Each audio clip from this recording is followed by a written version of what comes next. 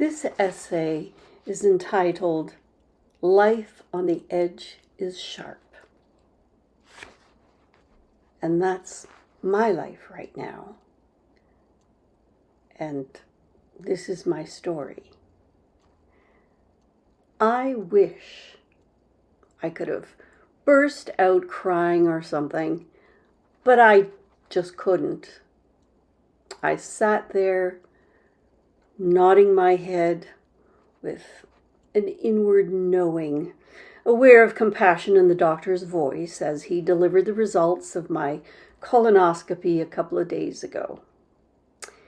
The world at that moment felt flat and somehow dusty.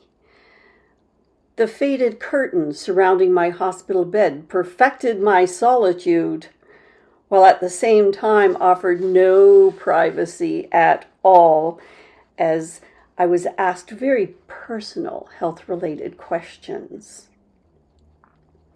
Happy broadcasts of all clear came from other nearby beds, but none of those were meant for me. It made me feel sad, and that put a lump in my throat. I've thought a lot about the circle of life in recent years. There is nothing quite like death to sharpen one's senses as we labor to comfort ailing friends, family members, and the aged as they face off with destiny and the realm beyond the present. My retreat last year at the Harmony Dawn Tai Chi and Meditation Center on Rice Lake gave me pause to contemplate the impermanence of all things. And that impermanence can result in suffering if one does not accept the ever-changing nature of the universe, a fundamental principle in the teachings of Buddhism. The pathway to peace and happiness requires that we view change as a norm rather than longing for the way we were. Experiences in life and life itself are in constant flux, and everything that is eventually passes. My mother endured the ravages of lung cancer while we, her family, clung to her bedside trying to ease her pain. In the end, some of us prayed for a merciful deliverance.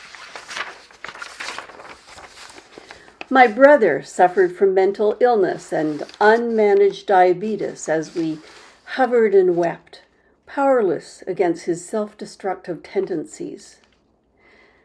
My 98-year-old father passed in long-term care during the COVID pandemic. He didn't die from COVID, but rather from loneliness and longing for the way things were, despite our efforts to stay connected through daily video calls and hospital-controlled visits. It was painful to think that we couldn't even hold his hand or kiss his brow for comfort. All of this within the same decade. In retrospect, it was only death, their passing, that liberated them from their suffering and us, their living witnesses, from ours. English philosopher Thomas Hobbes, who lived between 1588 and 1679, wrote the controversial, "Life is nasty, brutish, and short." Given my recent cancer diagnosis, I'm thinking, well, maybe he's right. However, I also think that it's up to each one of us to ponder and embrace the wonders of nature along with the very human gifts of music, art, and literature to nourish one's soul, to create space for love, to clasp to our hearts that which vibrates at a higher frequency than nasty, brutish, and short, in order to make life and all of its trials truly worthwhile. I'm grateful to be able to say that my short time here has been full of such wondrous gifts. As I sit here putting my thoughts to page, I hear the voices of spring. We're not even halfway through, I'd say 2025, and the irony of it all, as I long to now just skip ahead to the turning of the calendar and a much happier new year. One of my father's favorite sayings was, "Ye canna pass what's afore ye." Well, how that truly continues to resonate with me. I am teetering on the edge of the unknown as I await cancer surgery and possibly chemo. As you can see, I'm wearing my new very, very short cancer haircut. And it could get a lot shorter still if I have to have chemo. It's all coming off.